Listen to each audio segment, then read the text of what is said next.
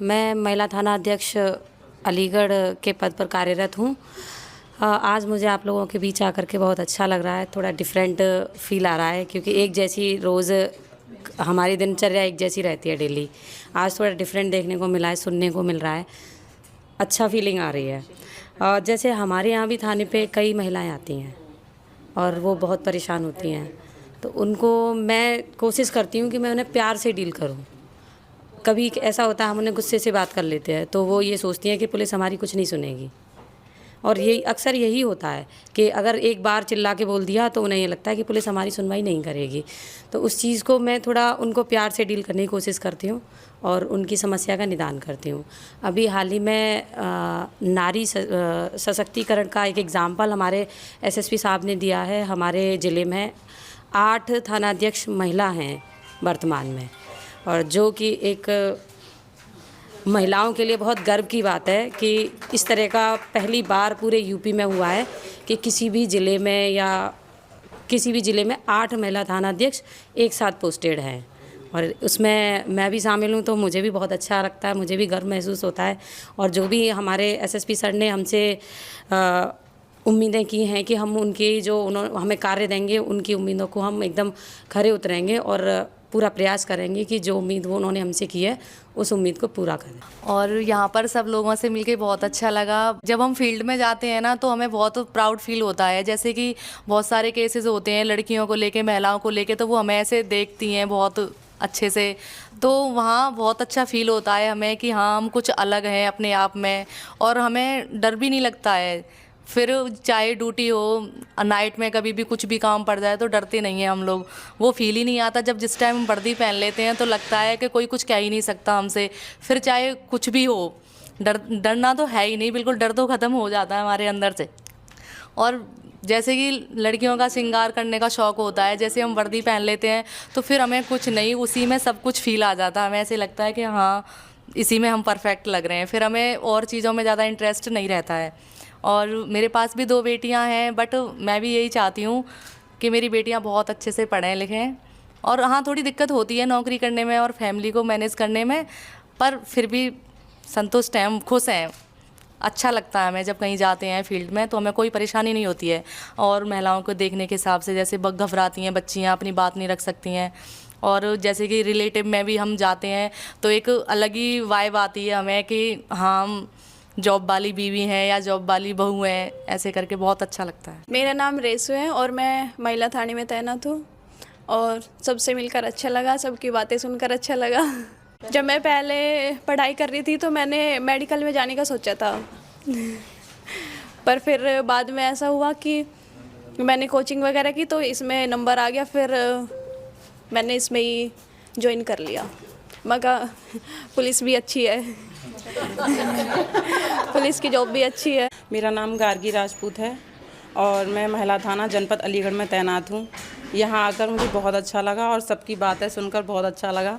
Ma'am की बातें सुनकर इतना इंस्पिरेशन मिला है, जैसे उन्होंने लाइफ के बारे में बताया कि अपने बच्चों, मेरा टारगेट भी यही है बिकॉज़ मैं एक सिंगल पेरेंट हूँ।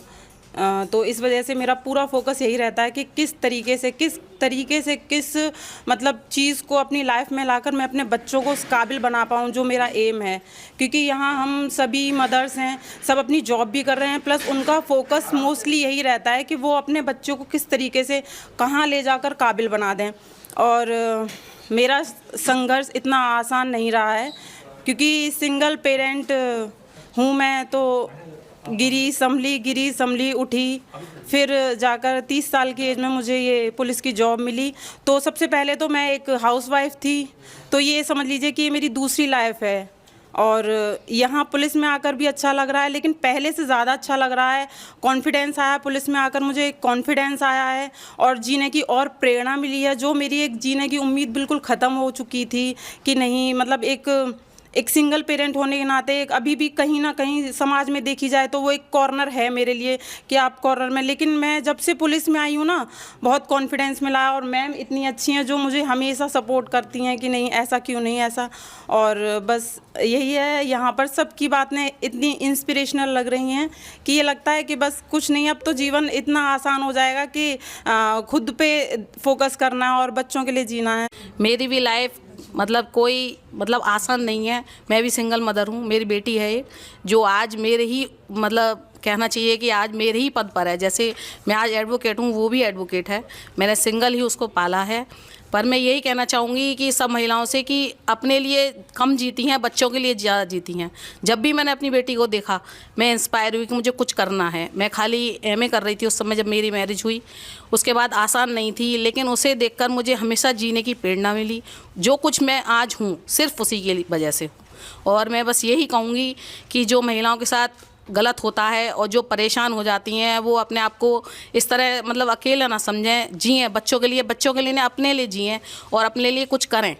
आज मैंने अपने लिए भी न्याय पाया है, और जो मेरे साथ जो भी आज भी महिला आती हैं उनके लिए मैं बस यही कहती हूँ, जैसे मेरे जिन परिस्थितियों से मैं गुजरी हूँ उन्हें देखकर मुझे लगता है कि वो इस तरह से ना गुजरें। मैं उनका कुछ मतलब अधिक से अधिक जहाँ तक हो सके उनका मतलब उन्हें न्याय दिलाऊँ, उनके लिए मतलब कुछ कर सकूँ, यही मेरा रहता है। और वो फीलिंग मेरे अंदर अभी तक बनी हुई है। जब भी मैं देखती हूँ तो मुझे ये लगता है कि ये मतलब उसी परिस्थिति से गुजर रही है जिससे मैं गुजरी हूँ। इसलिए मैंने बहुत संघर्ष किया और आज मैं बहुत खुश हूँ। मेरी प्यारी सी एक बेटी है जो आज एडवोकेट है और LLM कर रही है यूनिवर्सिटी से, और अपने दम पर है। बहुत प्यारी बेटी है, उसी ने मुझे जीना सिखाया है। बहुत इंस्पायर मतलब बहुत परेशान रहती थी, बहुत मतलब मेरा जीने का कोई मकसद ही नहीं था, लेकिन आज मैं जो भी कुछ हूँ अपने बच्चे के लिए हूँ। और मेरा यही रहता है मतलब आगे बढ़ने के लिए यही रहता है कि सबको न्याय दिलाना है, सबके लिए कुछ करना है। जो मैंने फेस किया वो किसी को फेस करने की आवश्यकता न रहे। Thank you. मैंने हाई स्कूल की थी, मैं देहात से थी, तो उस टाइम हमारे क्षेत्र में कोई कॉलेज नहीं थे। एक इंटर कॉलेज था, वो इंटर कॉलेज भी बाद में हुआ, हाई स्कूल तक था। और उस टाइम पढ़ाई के लिए बहुत ही परेशानी रहती थी लड़कियों के लिए।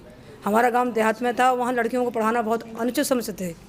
और अपने क्षेत्र में अपने उसमें सबसे पहले मेरे ही परिवार में, मेरे पापा कैनाल में थे, सर्विस करते थे, तो सबसे पहले हमारे ही परिवार से जो पोस्ट ग्रेजुएट किया था हमारे परिवार में मैंने ही किया था।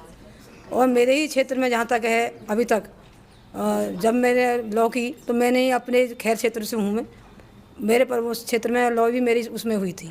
लड़कियों को हमें ऐसा पढ़ाने के लिए ऐसा समझते थे कि लड़कियों को नहीं निकालना, क्योंकि लड़की निकल नहीं जाएंगी तो मतलब क्या होगा। फिर दूसरा माँ बाप पर यह थी कि अगर लड़कियों को हम पढ़ा देंगे तो उनके लिए शादी के लिए पैसा कहाँ से आएगा। मेरे परिवार में हम 5 बहन थे।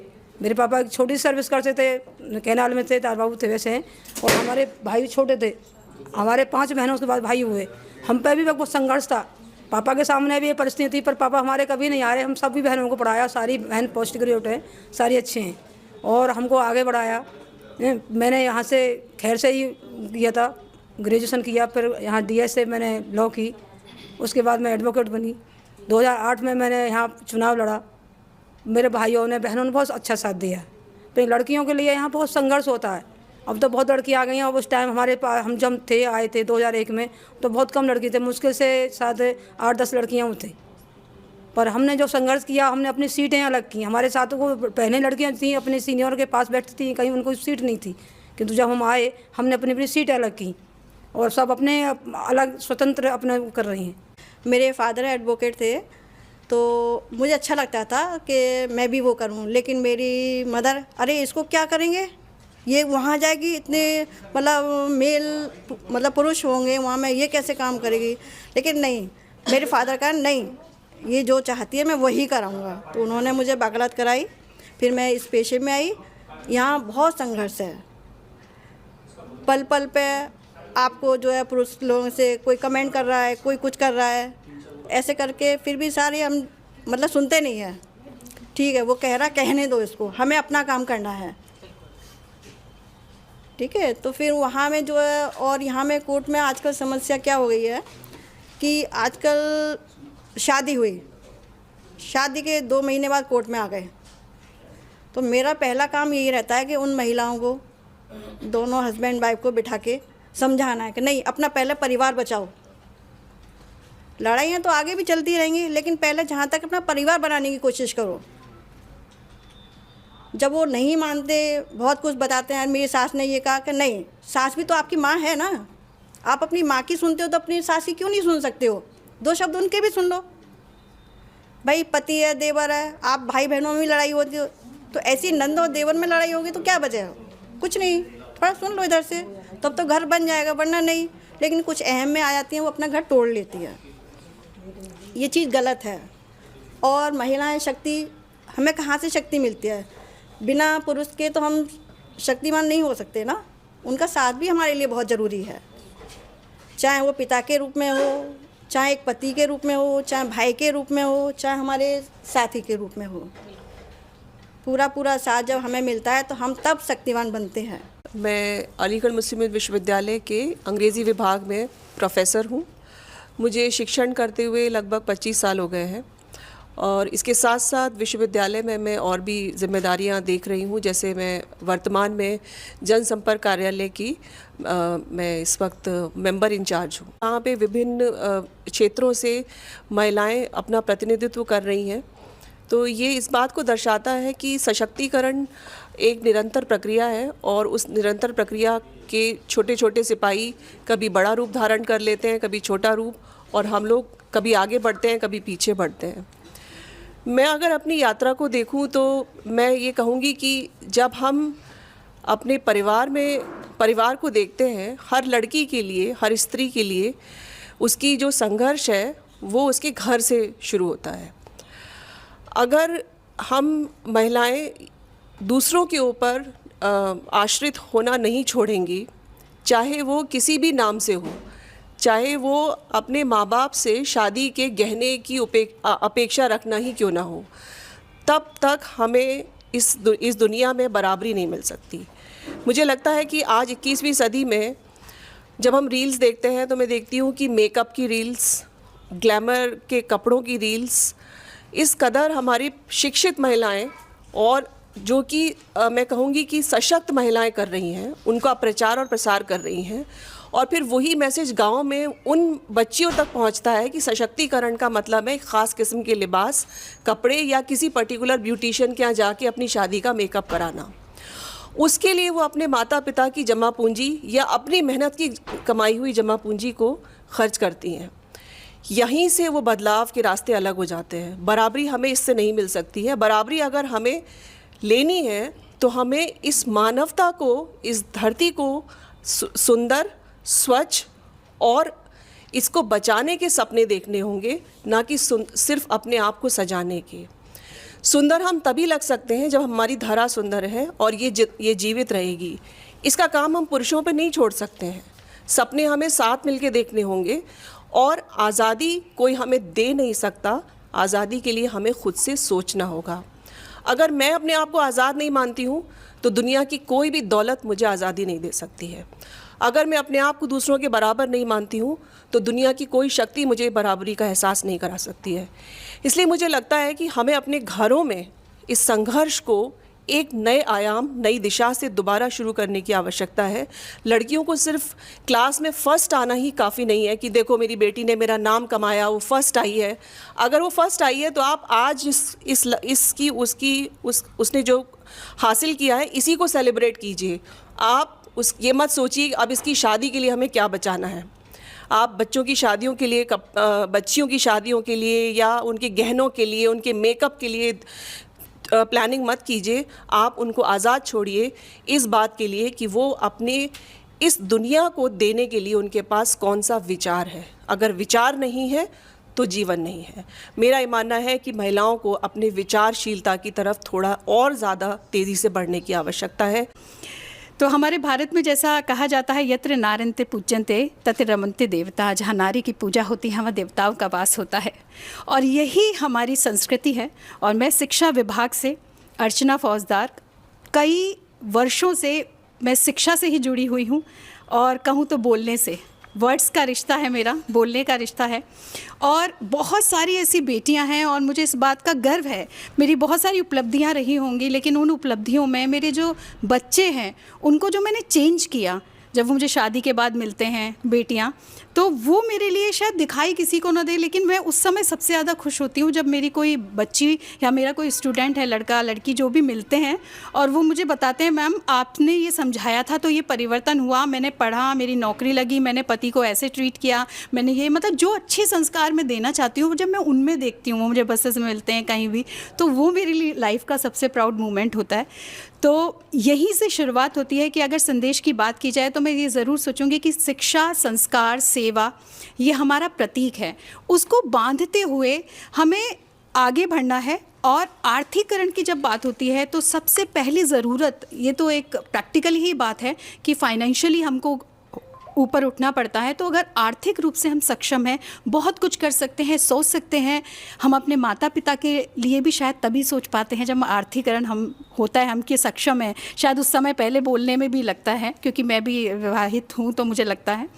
लेकिन इससे भी ज़्यादा जो मुझे महसूस होती है, एक जो कार्य मुझे लगता है होना चाहिए, बहुत सारी ऐसी शिक्षिकाएं हैं मेरे साथ में, बहुत सारी ऐसी महिलाओं से मैं मिली हूँ, काफ़ी लंबे समय से कार्य कर भी रही हूँ, तो काफ़ी इंटरव्यूज़ भी लिए हैं मैंने। वहाँ मुझे लगा कि कितना भी पैसा हमारे पास आ जाए, लेकिन पैसा होने से या हम नौकरी कर ली, सिर्फ इससे हम सशक्तिकरण नहीं हो सकता। इसके लिए मुझे जो महसूस हुआ वो ये बात हुई कि किस तरीके से हमें अपने पैसे को मैनेज करना है। ये सबसे इम्पॉर्टेंट बात मुझे नज़र आई कि अगर आप अपने पैसे को कि मुझे मकान होना चाहिए तो इस तरह होना चाहिए, मुझे बच्चों की इस पर लगाना है तो कितना पैसा देना है, मुझे आगे चल के अपने माता पिता या सास ससुर के लिए काम करना है तो कैसे करना है। तो एक जो योजना होती है, एक जो प्लानिंग होती है, वो आपके जीवन को सबसे ज़्यादा बेहतर बनाती है। और जो जीवन योजना से होता है वो आगे आपको सबसे ज़्यादा सफलता देता है। मैं डॉक्टर पूजा, मैं ज़ूलॉजी डिपार्टमेंट डीएस कॉलेज में कार्यरत हूँ। मेरी एजुकेशन, मेरा ग्रेजुएशन और मास्टर्स मेरा सेम कॉलेज से है। तो जो मेरे कलीग्स हैं वो मेरे टीचर्स ही हैं लकीली। एएमयू से मेरी पीएचडी है और उसके बाद पीएचडी से पहले ही मेरा जॉब हो गया, तो अब मैं जॉब में हूँ। अपनी जर्नी की बात कहूँ तो चैलेंजेस रहे होंगे, लेकिन जॉब में आने के बाद ऐसा लगता है कि कोई चैलेंजेस नहीं रहे। तो थोड़े से चैलेंजेस रहे क्योंकि मैं जब मास्टर्स में थी तो कुछ ऐसा प्लान नहीं था। वैसे 12th के बाद ही मुझे टीचिंग में इतना इंटरेस्ट था कि मैंने घर को सपोर्ट किया, घर से कभी सपोर्ट लिया नहीं। और मैं अपने स्टूडेंट्स को भी यही बोलती हूँ कि अगर अपने सब्जेक्ट को अच्छा करना है तो किसी को पढ़ा दो बिठा के, तभी आपका उस सब्जेक्ट पे कमांड होगा। और अभी मैं इन्वायरमेंटल बायोलॉजिस्ट की तरह काम कर रही हूँ। नेचर से वैसे भी हम लोग मसूरी घूमने जाते हैं और हम लोग ग्रीनरी हमें इतनी पसंद है, और जब उसमें रिसर्च आप करने लगें तो फिर मज़ा आ जाता है। और बेसिकली आप काम जब अपने मज़े का काम करने लगते हैं तो मज़ा दुगना हो जाता है। तो जैसा मैम ने कहा था कि और मैम ने भी कहा कि अभी इतने मेकअप और श्रृंगार की बात होती है, तो बिल्कुल सही बात है कि एक्चुअली जब हम मेंटली और इंटरनली फुलफ़िल होते हैं तो चीज़ें फिर सेकेंडरी हो जाती हैं। और जब हम अंदर से फुलफ़िल नहीं है तो फिर हम बाहर से फुलफ़िल होने की कोशिश करते हैं। तो ये थोड़ा सा ट्रेंड है। मैम ने जैसा कहा कि मैम हाउसवाइफ हैं, तो मैं एक छोटी सी पोएम भी लिख के लाई हूँ। मैम की तरह इतनी अच्छी शायरी तो नहीं है मेरी, लेकिन मैं भी सुनाऊँगी आपको। तो वाकई बहुत चैलेंजेस हैं, और आप हाउसवाइफ के साथ वर्किंग हैं तो चैलेंजेस और भी बढ़ जाते हैं। जैसा मैम ने कहा कि मैम के स्टूडेंट्स जब उन्हें ये कहते हैं कि मैम आपने ऐसा कहा था तो हम आज वहाँ पहुँचे, तो आज ही का वाक़या मुझे याद आया। मेरी एक स्टूडेंट है, वो BHU में PhD करने पहुँची, तो आज उसने आके मेरे पैरों की तरफ हाथ बढ़ाया, मैंने उसे गले लगाया, लेकिन वो जो उसका भाव था तो अंदर से लगा कि मतलब खुशी होती है। और बहुत अंतर नहीं है हम लोग बच्चों की और हमारी एज में, लेकिन वो बड़े भी हमें बच्चे ही लगते हैं, अपने बच्चे ही फील होते हैं। तो और जैसा मैम ने कहा कि पुलिस की नौकरी में आने के बाद वाकई कॉन्फिडेंस आ जाता है, तो ये हर जॉब के साथ है कि जब आप जॉब में आ जाते हैं तो एक ऑटोमेटिक कॉन्फिडेंस आ जाता है। सुबह होती है, शाम होती है, उम्र यूं ही तमाम होती है। रात सोने से पहले प्लान होता है सुबह नाश्ता क्या होगा और बच्चों के टिफ़िन में क्या रखा जाएगा। नाश्ते की सोचते सोचते ही सो जाती है। सुबह होती है, शाम होती है, उम्र यूं ही तमाम होती है। सुबह 4:30 बजे अलार्म की घंटी बज जाती है। लगता है अभी तो आँख लगी थी और वो जग जाती है। आँख मलते मलते चाय का पतीला गैस पे चढ़ाती है। अब फ्राई पैन्स होते हैं, अब पतीले नहीं होते। आँख मलते मलते चाय का पतीला गैस पे चढ़ाती है और ब्रश करते करते पतीले को हिलाती है। सुबह होती है, शाम होती है, उम्र यूं ही तमाम होती है। नाश्ता बनाना है, बच्चों को टिफ़िन में कुछ अलग खिलाना है। डेली हमारे प्लान्स होते हैं कि आज जो है रिपीट नहीं होना चाहिए, कल आलू पराठा लेके गया था तो आज सैंडविच चाहिए। नाश्ता बनाना है, बच्चों को टिफ़िन में कुछ अलग खिलाना है। चाय पीते पीते सब्ज़ी कट जाती है, सब्ज़ी बनते बनते रोटी भी सिक जाती है। यूँ दोपहर के खाने की तैयारी हो जाती है। ज़्यादातर वर्किंग वुमेंस सुबह ही खाना अपना बना के जाती हैं ताकि लौट के जब वो थक के आएँ तो कोई काम ना हो।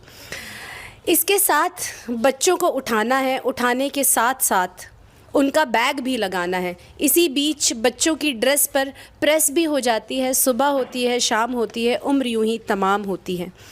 वो तो अच्छा है, एक और महिला सुबह साथ देने आती है। जितनी भी वर्किंग वुमेंस हैं सबके यहाँ है एक हेल्पर जो पोछा, झाड़ू, बर्तन। वो तो अच्छा है, एक और महिला सुबह, वो भी महिला ही है, वो भी एक चैलेंज है, वो भी महिला ही है। महिला सुबह साथ देने आती है। मेरे काम में सुबह हाथ वो भी बटाती है। मेरी प्यारी काम वाली पुष्पा आ जाती है। झाड़ू, पोछा, बर्तन धोने से वो मुझे बचा जाती है। हो सकता है किसी की काम वाली का नाम पुष्पा भी हो। सुबह होती है, शाम होती है, उम्र यूं ही तमाम होती है। बच्चों के बाद फिर बारी पति की आती है। बच्चों के बाद फिर बारी पति की आती है। उनकी नाश्ता, खाना, कपड़ों से लेकर सारी जिम्मेदारी वो निभाती है। सुबह होती है, शाम होती है, उम्र यूं ही तमाम होती है। सब तैयार है, सासू माँ को बताती है। दवा यहाँ रखी है, कैसे कैसे खानी है ये समझाती है। जल्दी जल्दी में स्पीड भी बढ़ जाती है, कुछ याद रहता है और कुछ भूल जाती है। सुबह होती है, शाम होती है, उम्र यूं ही तमाम होती है। हर वक्त दीवार की घड़ी पर नज़र टिकी रहती है, वो भी 10 मिनट आगे ही बनी रहती है। जितनी भी वर्किंग वुमेन्स हैं वो 5 या 10 मिनट आगे ही रखती हैं। उन्हें मालूम है कि ये आगे है बट फिर भी आगे रहती है। हर वक्त दीवार घड़ी पर नज़र टिकी रहती है, वो भी 10 मिनट आगे ही बनी रहती है। फिर भी सदा देर ही हो जाती है। अपने खाने के टिफ़िन में क्या रखा है पता भी नहीं रहता और ऑफिस निकल जाती है। सुबह होती है, शाम होती है, उम्र यूं ही तमाम होती है। जल्दी जल्दी में बहुत कुछ छूट जाता है। दूध फ्रिज के बाहर रह जाता है, कभी वॉशिंग मशीन का नल खुला छूट जाता है, कभी वॉलेट, कभी मोबाइल भूल जाती है। सुबह होती है, शाम होती है, उम्र यूं ही तमाम होती है।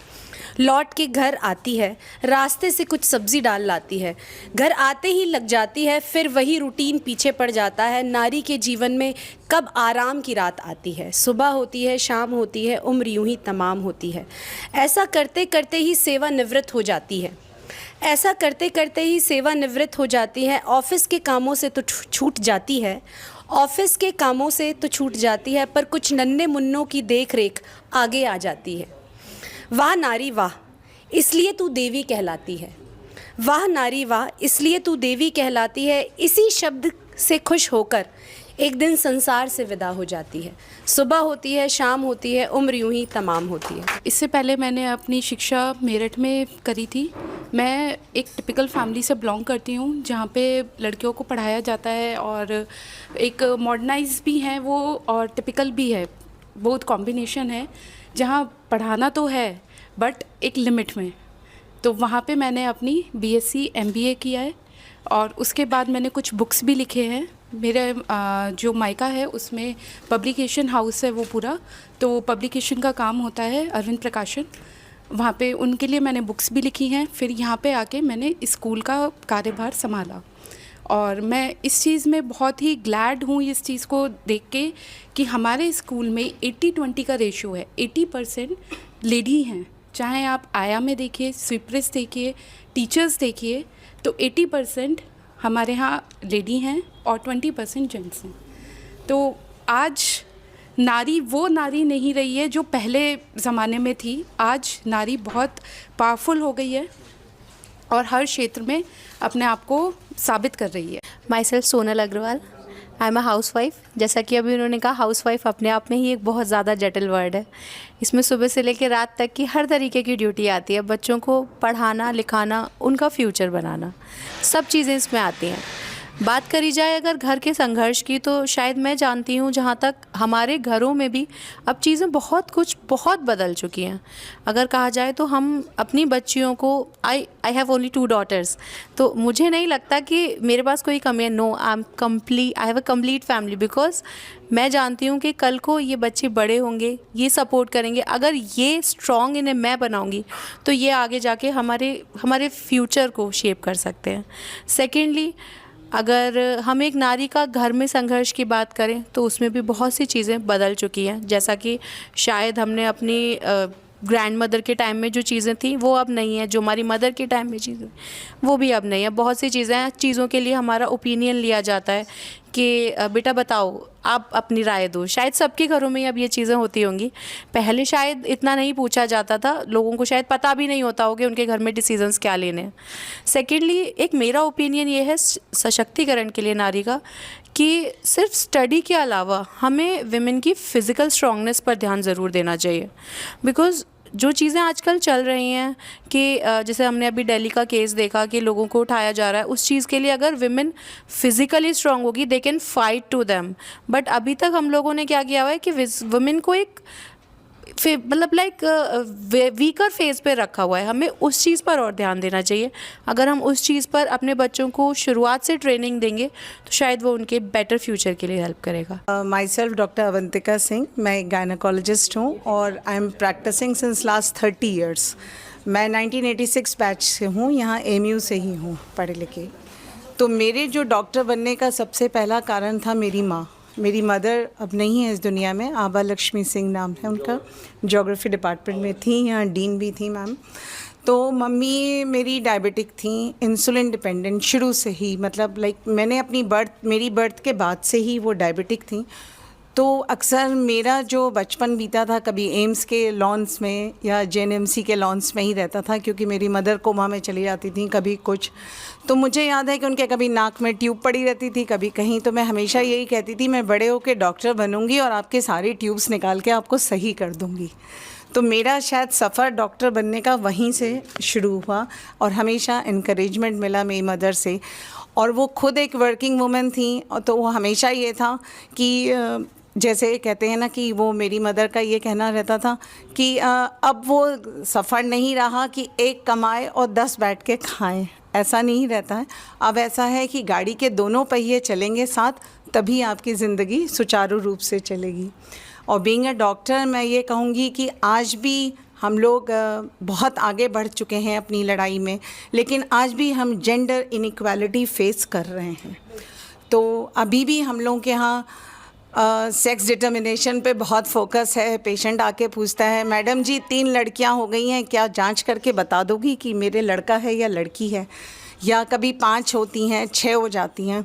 लड़का पैदा होता है तो सब तरफ मिठाइयाँ बंटती हैं, सब लोग इतने खुश हो जाते हैं और मेरा स्टाफ भी बहुत खुश होता है। लड़का पैदा होने का मतलब वो कहते हैं डॉलर बेबी हो गया कि मैडम जी अब तो खूब मिठाई मिलेगी, इनाम भी मिलेगा। लेकिन लड़की पैदा, यहाँ तक कि कभी मैंने ये भी देखा कि पहली लड़की पे भी लोग खुश नहीं होते और दूसरी कन्या हो गई तो मत पूछिए।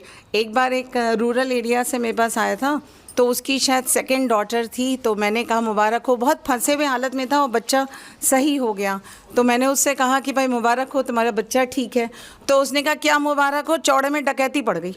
मतलब दैट वाज द अल्फाज जो मैं आज तक नहीं भूल पाती। ये मोर देन 15-20 साल हो गए मुझे ये सुने हुए। तो मुझे लगता है आज भी हम कहीं ना कहीं जेंडर इनइक्वालिटी को फेस कर रहे हैं। पढ़े लिखे समाज में ये कम हो रहा है, लेकिन रूरल एरिया में तो ये बहुत रैम्पेंट है। मैंने 5 कन्या 6 कन्या पैदा किए जा रहे हैं, अगर उनका नहीं हो पा रहा है टेस्ट तो पैदा किए जा रहे हैं, पॉपुलेशन बढ़ाए जा रहे हैं, बस जस्ट बिकॉज कि कोई हमारा वंश आगे चढ़ाने वाला मिल जाए। और दूसरी जो हमारी महिलाओं की सबसे बड़ी प्रॉब्लम हम फेस कर रहे हैं वो है एनीमिया, जिसके लिए हमारे प्रधानमंत्री जी ने एनीमिया मुक्त अभियान भी चलाया था। सब भी है, लेकिन आयरन फोलिक एसिड बढ़ भी रही हैं टैबलेट्स, लेकिन फिर भी उस अभियान में अभी भी फेल हैं। लगभग हम लोग 55 से 60% अभी भी हम एनीमिया के दुष्प्रभाव को झेल रहे हैं। बस मैं यही कहना चाहूँगी कि महिलाओं को अपने हेल्थ पे बहुत ध्यान देना चाहिए, क्योंकि महिला ही वो धुरी है जो पूरे घर को चलाती है और समाज के लिए उसका हेल्दी होना बहुत ज़रूरी है। मैं सिर्फ इतना कहूँगी कि मेरी जर्नी भी बहुत मुश्किल रही है लाइफ में, क्योंकि मैं एक ऐसे माशरे से आती थी, ऐसे घर से आती थी जहाँ पर नक़ाब बहुत ज़रूरी होता था। हमारे यहाँ औरतों को निकलना बहुत मुश्किल होता था। तो जब मैं उस पीरियड में, अब से 30-32 साल पहले जब मैं बाहर निकली, तो मुझे बहुत मुश्किलात का सामना करना पड़ा और बहुत कुछ सुनना पड़ा, लेकिन मैंने कभी पीछे मुड़ के नहीं देखा। और आज भी जो हमारे साथ लड़कियां होती हैं, बच्चियां होती हैं, मैं उनको हमेशा कहती हूँ कि लोगों का काम कहना होता है और आपने जो करना है वो आप करिए। जो आपके अंदर गट्स हैं, जो भी आपके अंदर काबिलियत है, उसको दिखाइए आप। और माँ बाप को भी मैं कहती हूँ कि बच्चा जिस चीज़ को चाहता है, जिस चीज़ के अंदर बच्चे का रुझान होता है, जिस चीज़ में बच्चे का इंटरेस्ट होता है, हमें उसको उसी में ले जाना चाहिए, ना कि माँ बाप को अपना देखना चाहिए।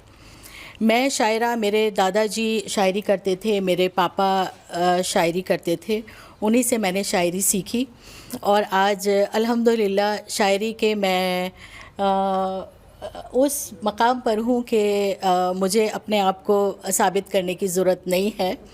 मैं हिंदुस्तान से बाहर जाती हूँ और जब मेरे हिंदुस्तान का नाम बाहर होता है तो मुझे ख़ुद में बहुत फ़ख्र महसूस होता है। और इतनी ज़्यादा कंट्री घूमने के बावजूद जो मुझे अपने इंडिया के एयरपोर्ट पर आने पर सुकून मिलता है, वो मुझे कहीं नहीं मिलता। मैं जाती ज़रूर हूँ हर जगह, लेकिन मैं ये कहती हूँ बस कब मैं अपने हिंदुस्तान पहुँचूँ और मुझे अच्छा लगता है। और यही कहूँगी कि मेरी गज़लें न गुनगुनाना तुम, मेरे गीतों से प्यार मत करना। मेरी गज़लें न गुनगुनाना तुम, मेरे गीतों से प्यार मत करना। जाने वाले कभी नहीं आते, तुम मेरा इंतज़ार मत करना। तो महिलाओं को बहुत संघर्ष करना पड़ता है, जितना कि पुरुषों को नहीं करना पड़ता, क्योंकि महिलाओं को शुरू से ही शादी से ही कि ऐसे करना है, ऐसे करना है, जबकि बेटों को नहीं बताया जाता, जितना बेटियों को समझाया जाता है। तो मैं यही कहूँगी कि बेटियों को भी अब संस्कृति और सभ्यता में ही रहना चाहिए, क्योंकि एक सफ़ेद चादर की तरह है बेटी का। बेटी एक सफ़ेद चादर की तरह जहाँ भी जाएगी, चाहे अपना कहीं माँ बाप या पेरेंट्स इसलिए समझाते हैं कि उसका चरित्र और संस्कृति सभ्यता से अपने माँ पे जाएगी, ससुराल जाएगी तो वहाँ सही से रहे और सभी की सेवा करती हैं, जो पुरुष नहीं कर पाते हैं, और अपने बच्चों को भी संभालती हैं, परवरिश भी करती हैं। तो हमारी सरकार भी, हमारे माननीय प्रधानमंत्री जी का भी कहना है कि बेटी बचाओ बेटी पढ़ाओ। क्यों कि 2014 से पहले आपने देखा होगा कि बेटियों की संख्या काफ़ी कम हो रही थी। अभी डॉक्टर साहब ने भी बताया कि बेटी एक पैदा होना अभिशाप मानते थे, वो अभिशाप नहीं है। अब बेटियां किस क्षेत्र में कम है बताइए? कहीं किसी भी क्षेत्र में कम नहीं है, क्योंकि हमारी सरकार का भी इसमें पूरा सहयोग है। हमारे माननीय मुख्यमंत्री जी का भी यही कहना है कि शिक्षा को आगे बढ़ाएं और कोई भी बेटी अशिक्षित न रहे। जब शिक्षा आगे बढ़ेगी तभी महिला सशक्त बनेगी।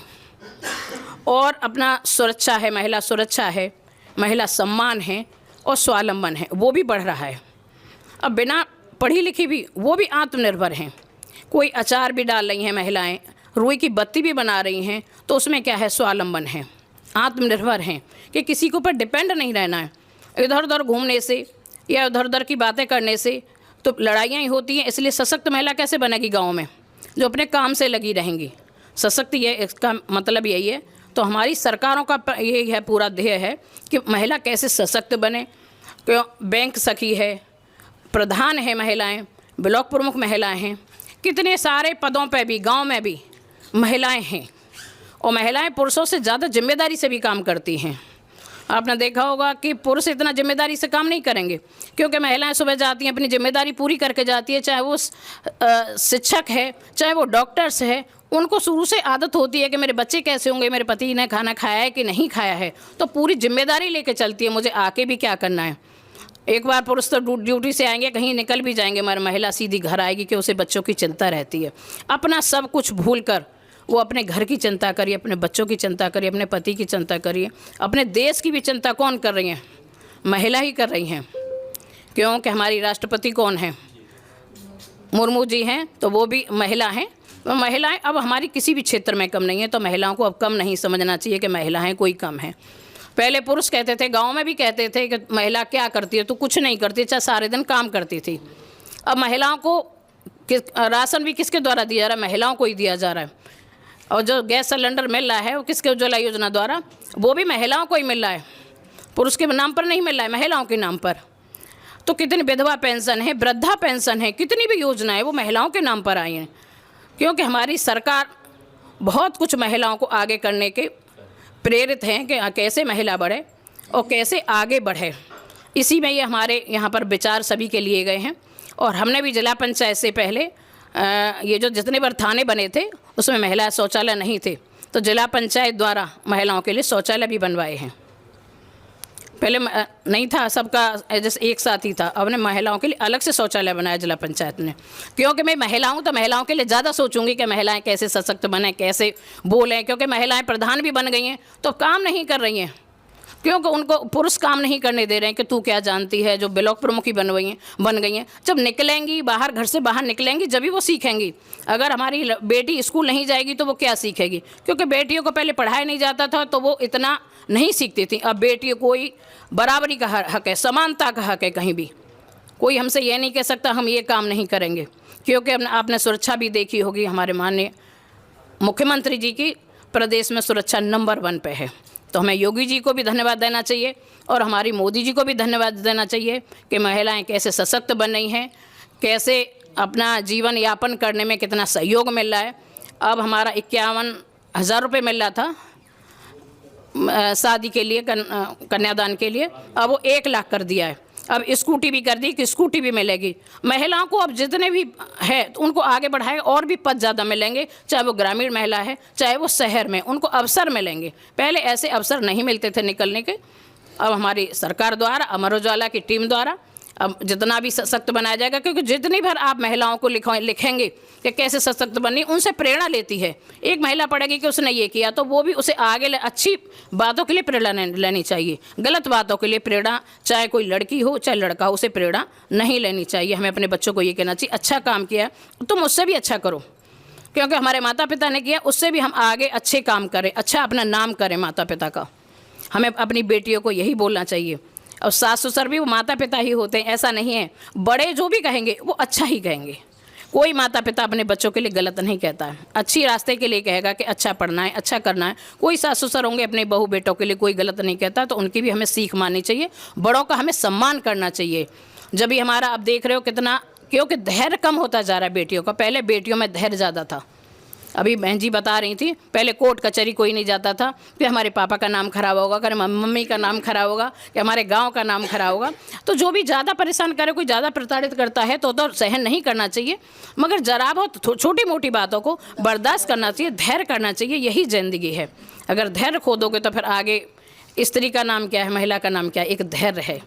हमें धैर्य से रहना चाहिए। हम स्वतंत्र भारत में जी रहे हैं तो अपनी संस्कृति सभ्यता भूल गए, अपने आधुनिक में नहीं जाना चाहिए। मोबाइल, अब ज़्यादा बेटियां कहाँ, मोबाइल से कितना आपने देखा होगा कितना बदल रहा है भारत हमारा, कितना प्रदेश बदल रहा है। तो अच्छी बातों से हम प्रेरणा लें। मैं यही कहूँगी सभी बेटियों से, महिलाओं से, आप सभी के बहुत अच्छे विचार थे। ऐसे ही विचार हम अपने आगे और अपना साझा करते रहें। इन विचारों से बहुत प्रेरणा मिलती है, किसने क्या किया, कैसे कैसे आगे बढ़े हैं और कैसे कैसे हमें बढ़ना है। अभी जो नई उम्र की और बेटियां हैं उनको भी आप शामिल करें उनमें, क्योंकि उनको ज़्यादा प्रेरणा लेने से, जब नया युग है तो अब कैसा है, बदल रहा है भारत, उस बदलते भारत में हम पुरानी परंपराओं को नहीं भूलना चाहिए। आपके राज्य की खबरें, आपके शहर की खबरें सबसे पहले जानने के लिए देखते रहें अमर उजाला। चैनल को सब्सक्राइब जरूर कर लें और पाएं हर अपडेट।